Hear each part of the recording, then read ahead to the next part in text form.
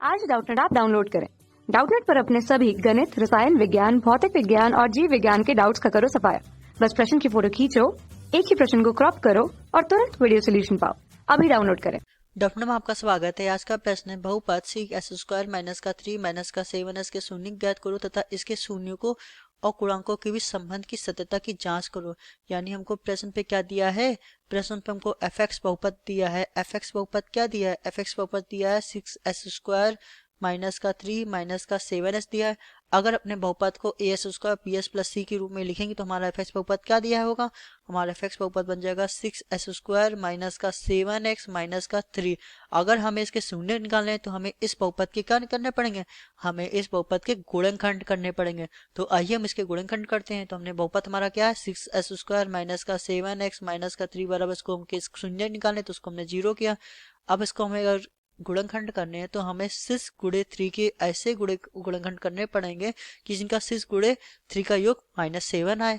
तो हमने जैसे ही देखा कि 6 गुणे 3 क्या होता है, 6 गुणे 18 होता है और 9 गुणे 2 क्या होता है, 9 गुणे भी 2 18 होता है। तो हम इसके गुणनखंड किस प्रकार ले सकते हैं, इसके गुणनखंड ले सकते हैं 6s² माइनस का 9x प्लस का 2x माइनस का 3 बराबर 0। अब हम प्रथम दो पद से क्या कॉमन ले सकते हैं, हम प्रथम दो पद से 3s कॉमन ले सकते हैं। तो ये क्या हो जाएगा, 3x बराबर कॉमन लिया तो हो जाएगा 2x माइनस का 3।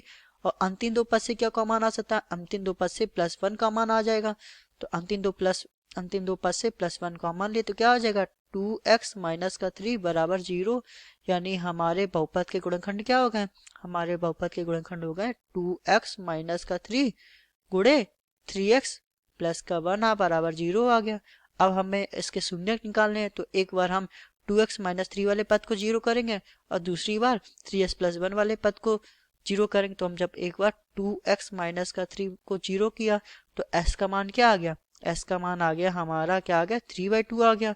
दूसरी बार हमने जब 3x प्लस 1 को हमने 0 किया, 3s प्लस 1 को 0 किया तो s का मान क्या आ गया, s का मान आ जाएगा माइनस का 1/3 आ जाएगा। अब हमको प्रश्न पे क्या कह रहा है, हमको प्रश्न पे कह रहा है कि इसके शून्यक निकालिए। तो हमने इसको शून्यक निकाली, यानी इसके शून्यक के मूल निकालिए। x का मान आ जाएगा 3/2 और दूसरा x का मान आ गया माइनस का 3/2, यानी इसके शून्य निकाले, इसके मूल निकालिए। अब हमको कहना है कि इसके शून्यकों और गुणांकों के बीच की संबंध की सत्यता जांच करनी है।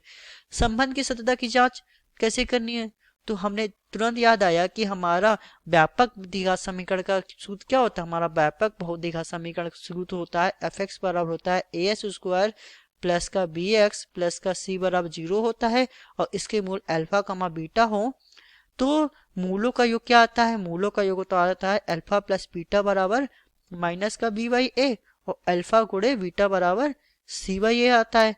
अब अपने प्रश्न पे आते हैं। हमें प्रश्न पे बहुपद दिया था, बहुपद के हमने मूल निकालिए।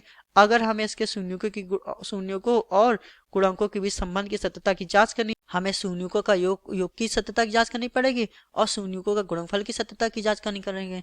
अगर इसके मूल इसके शून्य 3/2 क्या हो जाएगा, अल्फा हो जाएगा। इस वाले शून्य को हमने बीटा मान लिया, यानी हमें शून्यों का योगफल क्या आ जाएगा, अल्फा प्लस बीटा का मान क्या है, अल्फा प्लस बीटा का मान आ जाएगा 3/2 प्लस माइनस का 1/3। तो हाल एलसीएम लेंगे तो क्या आ जाएगा 6 एलसीएम आया। यहाँ पे क्या आ जाएगा, यहाँ पे आ जाएगा 9 आ जाएगा, माइनस आ जाएगा, यहाँ पे क्या आ जाएगा, यहाँ पे आ जाएगा 2 आ जाएगा। यानी हमारा क्या आ जाएगा, शून्यों का योग कितना आ गया, शून्यों के आगे आ गया 7/6 आ गया।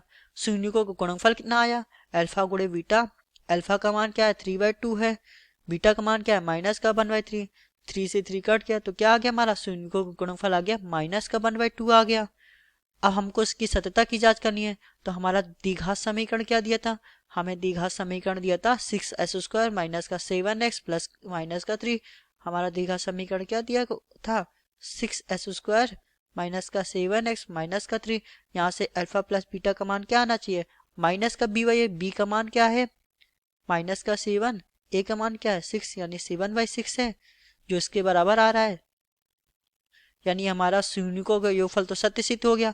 अब शून्यों का गुणनफल सिद्ध करते हैं। शून्यों का गुणनफल क्या होता है, अल्फा गुणे बीटा, अल्फा गुणे बीटा का मान क्या होता है c/a, c का मान क्या है, c का मान है माइनस का 3, a का मान क्या है 6, यानी अल्फा गुणे बीटा का मान क्या आ गया माइनस का 1/2 और अल्फा गुणे बीटा का मान क्या आ रहा था माइनस का 1/2।